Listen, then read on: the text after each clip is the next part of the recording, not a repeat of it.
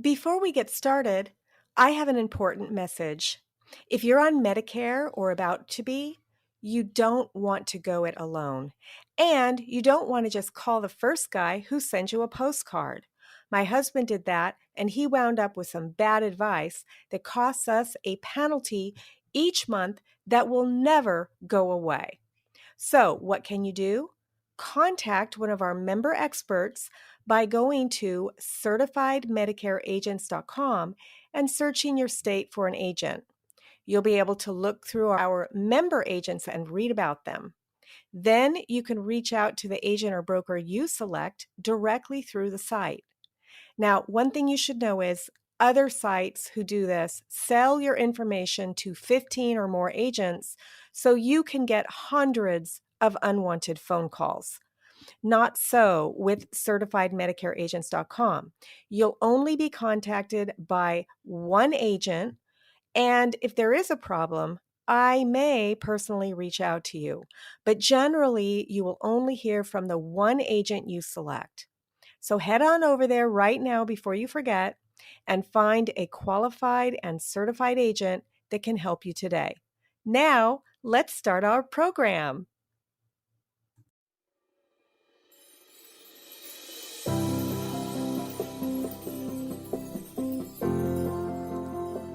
Welcome back to the Rock Your Retirement Show. I'm your host, Kathy Klein, and today Barbara Mock and I are continuing our one-year series following her epic retirement journey as she makes the announcement, retires, and then goes through the different stages of retirement. We hope you follow along to learn the secrets that she'll be learning and revealing as she goes through this process with us. In today's episode of the Rock Your Retirement Show, we talk about canceled plans. Retiring in the time of COVID might not be all it's cracked up to be. Barbara had big plans for her retirement party.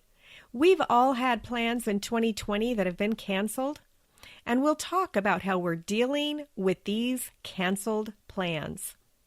If you've had to deal with canceled plans, be sure and listen to this week's episode, which is starting right now.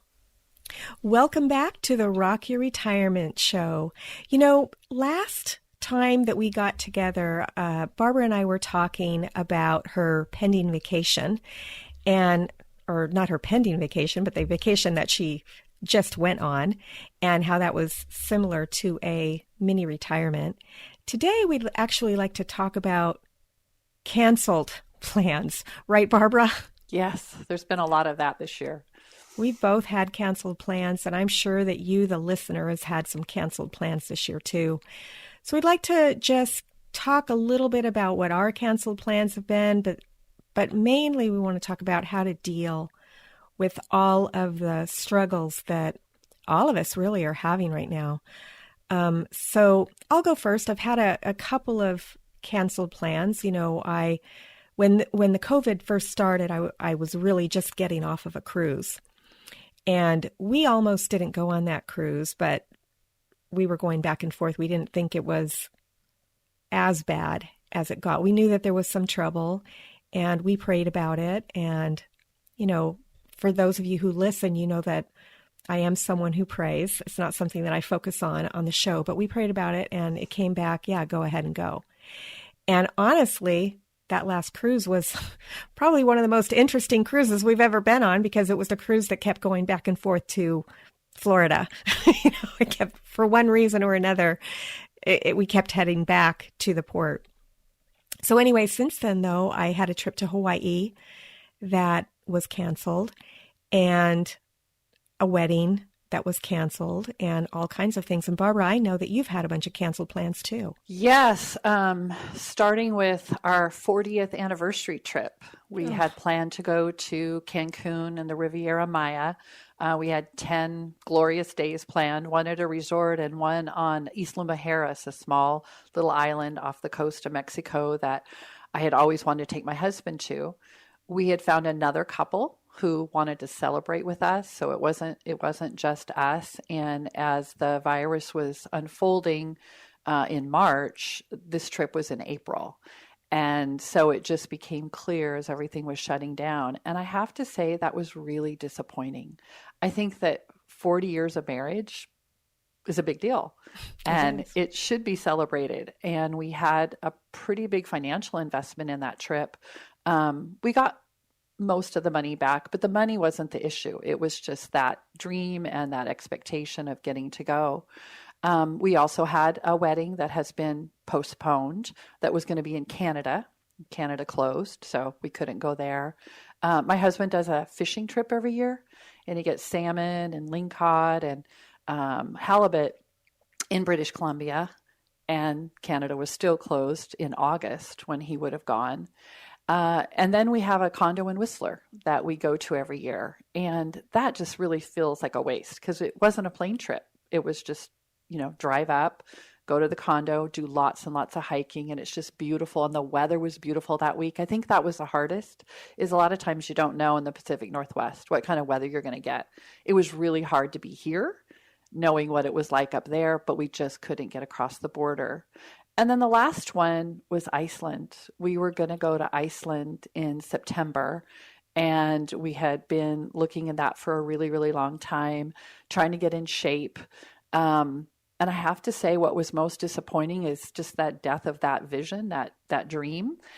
And so in March, April, and May, I gained weight. I sat around. I drank 2 glasses of wine every night. And I don't want to say I was depressed, but I was really sad and disappointed. By July, I said, well, this isn't going to be over anytime soon. And this isn't going to be good. And so I just made a decision that I'm not going to drink anymore. So right now I haven't had a drink since July 4th, which I'm not a real drinker. It's maybe just a glass of wine once in a while. But I started working out more and changing my diet because that was the only thing that I could control. And I have to say, the more I walked and the more I had time to think and the more I had time to listen to your podcast, I felt a little bit better and healthier. But I have to honestly say, I was stuck between March and July, emotionally, physically, because we were pretty much in Washington State. You're not supposed to go anywhere. And when they did open up, that's when our numbers spiked, right? Between Memorial Day and 4th of July. And so, really, really disappointing, kind of sad, and kind of just not feeling like this is a great place to be right now. I think a lot of us are in that situation. I was depressed and I was having a hard time even getting out of bed. And exercise is really one of the things that helped me as well. In January, I signed up. My husband's goddaughter is a Beachbody consultant. It's that one of those multi-level marketing programs. And they have a program where you can have access to their exercise classes for $99 a year. And so I went ahead and signed up for it. And they're at home they're at home classes, and there's 1,400 of them. And when I first started, I was doing the classes that were for people who were grossly overweight, like a lot more overweight than I was at the time. But I was having a hard time with it. And then I just kept doing it. And my husband and I made a contract that we wouldn't watch TV until we had both exercised. And, we started watching Homeland and we had to watch it. We had to. So that pretty much kept me exercising. And it's tough. I mean, I have seen a lot of my friends gain weight. I'm lucky in that I've lost some weight since the start of COVID. But the exercise really helps. But me exercising 30 minutes a day isn't the answer. I don't know what the answer is. I know that counseling services has gone up a lot this year. There's a lot of people who are doing online counseling. And I don't know how the listener is dealing with canceled plans and just the depression of not being able to go out. And at least, where you live, the weather's not the best. At least where I live, well, I guess the weather's not that great where I live now either because it gets really, really hot in the summer.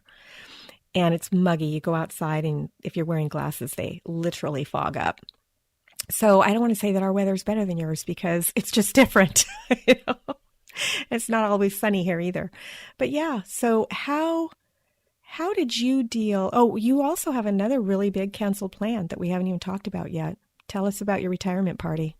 Well, it was the retirement party that would never end. Being there for as long as I know a lot of people. I think we've talked and established I'm an extreme extrovert. And so I'm that person that wants a huge party.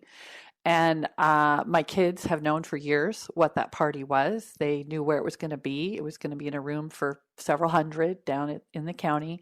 They knew that they were going to have to take off work and come up with the grandkids so that all my friends could see my children and grandchildren. They knew what the menu was going to be because I was going to pay for it. And I had all kinds of people tasked. I have a friend who plays the ukulele and he writes songs. And I said, Alan, I would like a song. And he said, sure. I wanted a slideshow, and I just wanted all my friends and family to be together that one last day. And what the fantasy plan is that we would do that party and then get into a shuttle and go straight to the airport, and that we would go to Costa Rica. And that would be what I call my graduation party. And I was going to pay for it. I just felt like saving up for that was something that was really, really important. And the grandkids are 8, 7, 7, and 4. And I thought taking them to the jungle, seeing the sloth and the monkeys. And so I literally have been planning this for years. And to realize that, no, there probably won't be a party. I'm not really down for another eternal Zoom meeting. But I'm already getting asked by my employees, where is the socially distanced party and how are we going to do this, Barb? And I'm thinking, I don't know what's going to happen.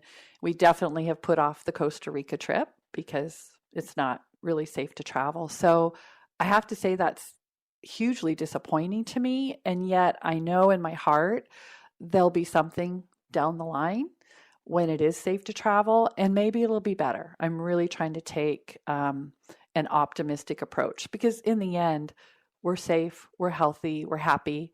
Sometimes I feel guilty that I have that option to consider having a big party and having a trip planned. So I guess I'm choosing to just think it's been delayed, not necessarily canceled. That's what we did with our Hawaii trip. So I don't remember if I told you about the trip that my sister and I take when our nieces and nephews graduate. Did I tell you about that trip in a past episode? We take our nieces and nephews for 1 week anywhere in the U.S. that they want to go. And this year we had a niece and a nephew graduating. They don't know each other because they're from one is a step brother's daughter and the other is my half brother's son. So they don't know each other because they're from two different parts of the family. So we were going to make it a 2-week Hawaii trip because they both chose Hawaii. And the first week, the niece would come, and the second week, the nephew would come. We gave them a choice. Do you want to take cash or do you want to postpone the trip for a year? And they both chose postponing the trip. So if we are able to go in August, then we will be of course, things will be different, because they'll be adults, and so it's sad for me that we don't get to spend time and to really get to know them because my family is really scattered across the United States. I don't know my nieces and nephews probably the way that you do. And we're not, I don't want to say we're not close, but I really don't know my nieces and nephews. I didn't live where they were. I didn't watch them grow up. And so I don't know them. So this trip is really as much about me as it is about them, me and my sister, getting to know them. So postponing, I don't know if that would work for you. I don't know. Did you listen to the episode that Stella did on her retirement day where she wanted to ride off into the sunset? I haven't heard that one yet. Hers is episode 27. And so you kind of remind me of Stella in your retirement plan. She wanted a huge party. Of course, her situation was different. She was retiring from, I don't know if it was Nordstrom, but a department store, I guess is the word I'm looking for. But you should listen to that episode so you could hear how she celebrated. And I wonder what Stella would say. Maybe we should get Stella and say, what would you do if you couldn't have that big bash? Have you considered putting it off? I know it's not the same, but have you considered still having your big party, but in the future, maybe your year anniversary of your retirement? I mean, it's entirely possible. It's just what's interesting to me is people have left is some people say, I want no party, and they just want to disappear. And that's hard to respect because I think, what do you mean? You've been here all these years, but that's how they want to go. Other people want kind of like a little breakfast, near their cube. And some people want, a full-blown all-department party. And for me, I wanted it more than the department. I wanted it just the people that I've worked with over the years. I suppose it's possible, but I notice that when people leave, people move on and their lives move on. And so if people are inclined and we want to go get a drink or do something like that, but it feels a lot like the graduations that kids have missed out on, the proms that kids have missed out on.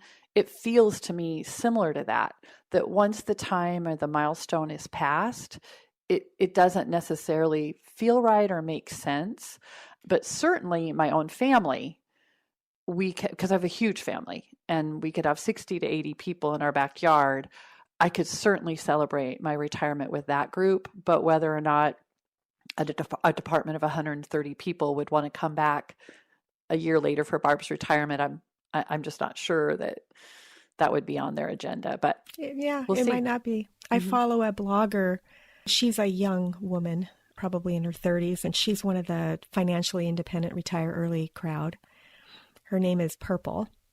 She's incognito this whole time because she was working, and she retired from a job that she didn't like, and they wanted to throw a party for her, and she was talking about, remember, she's incognito, so they don't know this, that she didn't want to do a party. Mm-hmm. And then at the end, they had a party after work, and she's like, I'm not going. She's like, I don't want to do this. If they want to do it, it should be on work time. And I don't know what happened because this was last week, I believe, but she didn't want the party. She didn't want to go. And if it was a party after work, she certainly wasn't going to go to that. So it's interesting how you don't know what people are thinking that you've worked with for so long. Like, I'm sure that the people that she worked with didn't know how unhappy she was. Right. Right. But everyone knows how happy I've been. Exactly. And I want to share that and celebrate that and say thank you to people. So sometimes a retirement party is kind of the last time you'll see some of these people. Right. And it's an opportunity to say goodbye. Exactly. So I completely understand how having it a year later probably wouldn't work. And although Zoom is better than nothing, let's face it, you don't get the hugs. Mm-hmm. The physically being able to hug somebody means so much. Do you remember that study that they did? Probably some listeners can come in if you don't know this study. They took a set of monkeys, twin monkeys or whatever, and one of the monkeys got to be held and cuddled and, whatever, and they would never do this experiment in today's world. But the other monkey got fed and never got touched and never got cuddled and never got cooed at. And that monkey that didn't get any physical contact just withered away. Do you remember hearing about that or learning about that? Well, I haven't heard about that situation, but I know that there's many studies I've read that human touch is so important. It's important for children, for kids that are adopted, but also for all of us, that we need so much touch each day to be healthy. And in this time of COVID, we're not hugging. We're not shaking hands. And I just wonder, what is that doing to our mental health? What is it doing to our well-being? And what is it doing to my kids and my grandkids and all the listeners? It's a very sad time. And I do think we are missing something, but I wonder if we will ever go back, right? At least not immediately. And my daughter studied in France for college, and there they kiss, right? The cheek to cheek. And I think it's just ingrained in the way people, especially in Europe, greet each other, and how difficult that must be when the entire culture greets each other that way. We are a little bit more formal, but not much. And I'm a big hugger. So yes, I'm missing hugs as well. It's tough. You know, I have a friend who has a grandchild, and the grandchild now runs when he gets close to people. Mm-hmm. And so, what do you do? Now, one of the things that I've learned when I'm reading articles and reading blogs is some people are forming pods. Have you heard of that? Yes. So for the listener, the pod is where you get maybe 2 or 3 families together, and you have a pact that you will not get together with anybody else, basically. Your pod is you're socially distancing, and you're basically become each other's families. And that you promise that you will not go out in public and do things that will expose you to COVID except within this pod. And Les and I have not formed a pod, but I have reached out to a friend of mine that I know is social distancing, because she sent me pictures of her outside her grandchild's house. And so I reached out to her and said, hey, do you want to do a social distancing happy hour? And so if she decides to do that, then I'll put out some wine glasses and pour some wine glasses. I probably won't do food, but we'll get together in my lanai. It's basically outside, and we'll talk. I'm not sure, though, now, because she just said that she might have to babysit, which to me says that she is getting together with her grandchildren. So now I don't know how to pull that invitation back because, as you know, my husband's high risk. Yes. And children are carriers of all kinds of diseases. I'm sure you know that. So I'm not sure what to do about that. Well, it's interesting. My daughter lives in Oregon, and they have a wonderful neighborhood, and they did that because it was impossible to keep the kids away from each other, right? Seating them, they're all wearing masks. And so she calls it her quarantine. Oh, nice. And it's 2 other families, and that's exactly what they do. And if they do go out or get exposed, then they give themselves a 2-week quarantine. That has worked really well so that the kids aren't feeling separated. I think sometimes the neighbors look like, wait a minute, they're all together, but they formed that. Our neighbors just behind the way there, they also are socially distancing, and they have grandkids. But what we've done is either in the back of a pickup truck, you can get 2 pickup trucks and put them 10 feet apart, and you can get pizza, and you can sit in a lawn chair in the back of the truck. And so you're not even near each other, but you can have a visit. What we've done is we walk through their backwoods and sit on their porch and stay socially distanced, and vice versa. We've done that 3 times this summer, and it's kind of, I think, our turn now to have them up for dinner. And so far, so good. It's just all in wearing the masks, being socially distant, because I think just having that connection and to go through that with somebody else and at least be within 10 feet of each other. And so that's work. When you do that, do you make dinner, or do they bring their own, or what do you do? What we've done is we have made dinner. And so I brought some coleslaw, and she did some pulled pork or beef, I guess. We were just very thoughtful and careful about it. I think that we made the conscious choice to look at our well-being and to try to help heal each other, as opposed to being so fearful. And my understanding is it's not in the food, it's airborne. So we're just careful in the wearing of the mask and keeping the distance. But the connection, I think, is important too. I agree. I've also heard of people getting weary of COVID. Yes. And just saying, I'm done. I'm tired of this. I'm going to live my life. But those of us that are older or have an underlying health issue, I think we're holding back, which is why I think our numbers are doing better in Washington State than some of the college students at the University of Washington are really going through a hard time right now. So I think it's an individual decision, but it's getting tiresome and hard. It is. I've heard of in my neighborhood some people in their mid to late 80s that are saying, look, I'm 85, I'm 86. I'm not going to socially distance because I don't know how much time I have. And that makes a lot of sense. But if you're 70, you could 75, you could still have 10, 15, 20 years left. And I see both sides. It's tough for us because of my husband's health, trying to socially distance, but I am getting very weary. And in fact, I just booked a cruise. I know people are like, oh my gosh, you booked a cruise for August of next year. And I got a really good deal on it, and I don't have to pay for the rest of it until May. And the travel agency that we used allows you to get 100% of your money back. It's not cruise credit if you cancel prior to the the deadline date.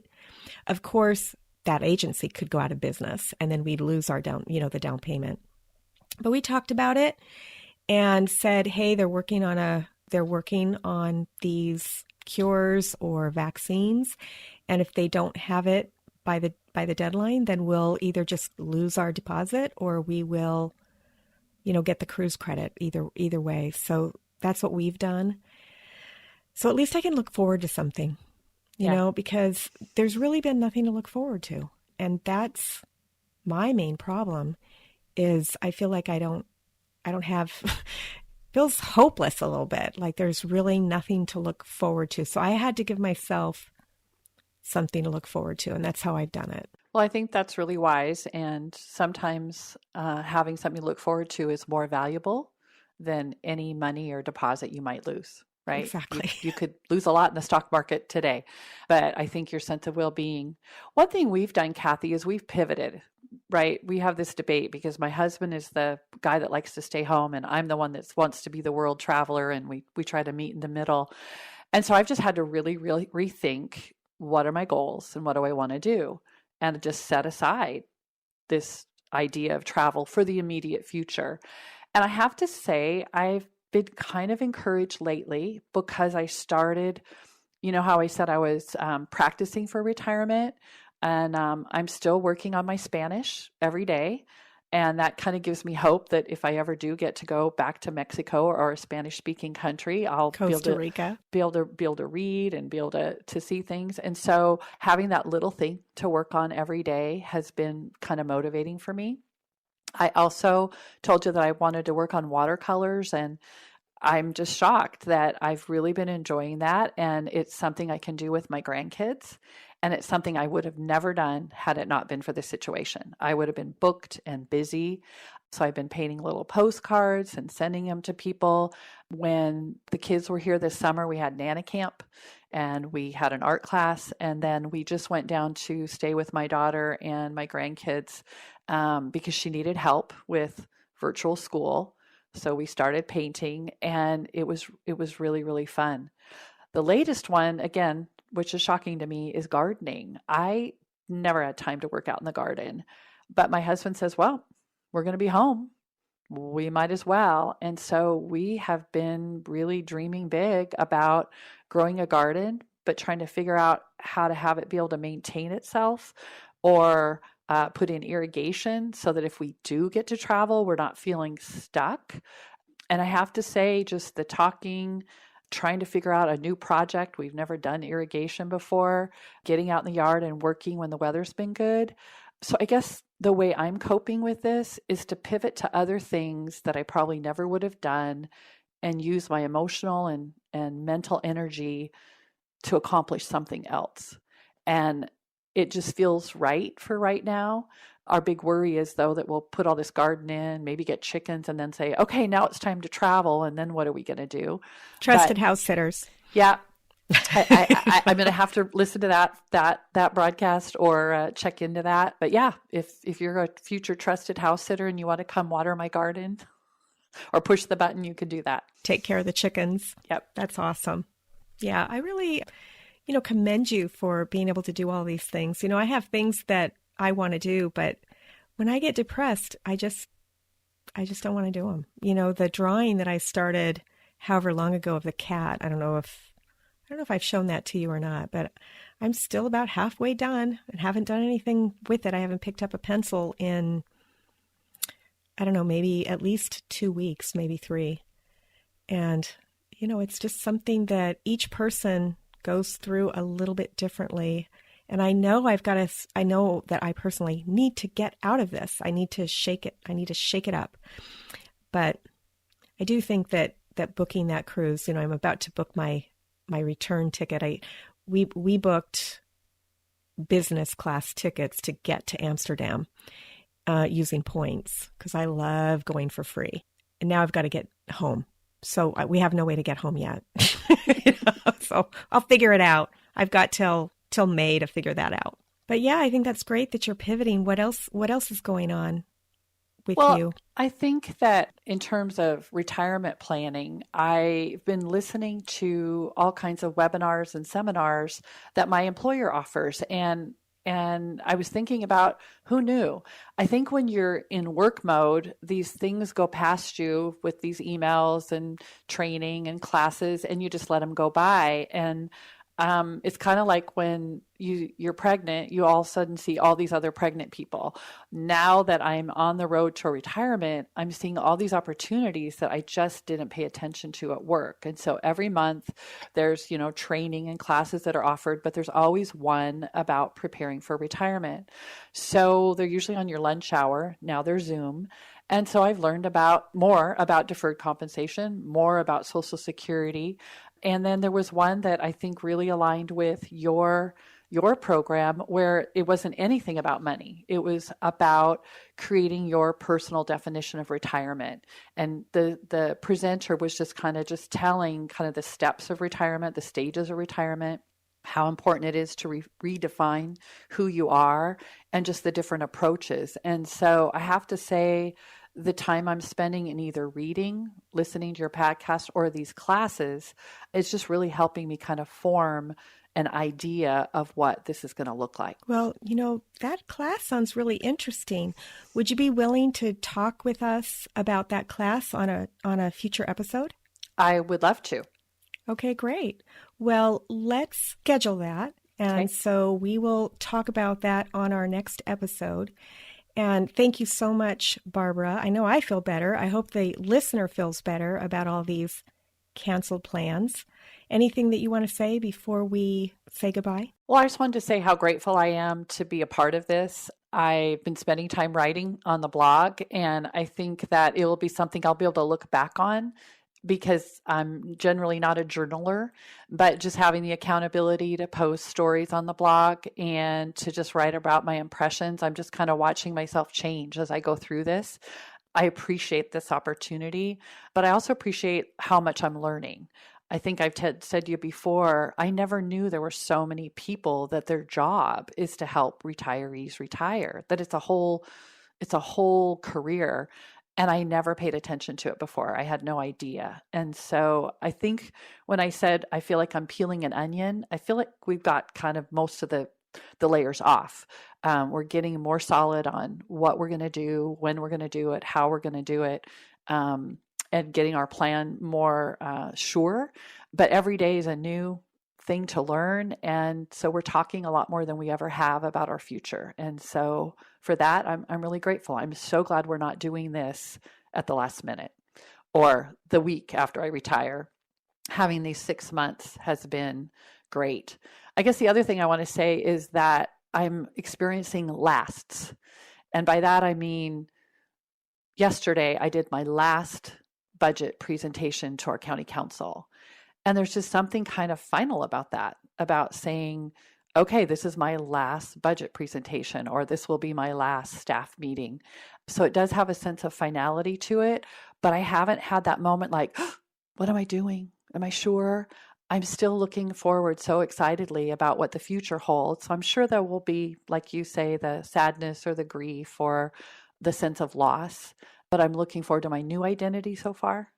And I think I have that, you to thank for that. Oh, thank you. With that, listener, we're going to say goodbye and we'll see you next time on the Rock Your Retirement Show. Bye. Bye.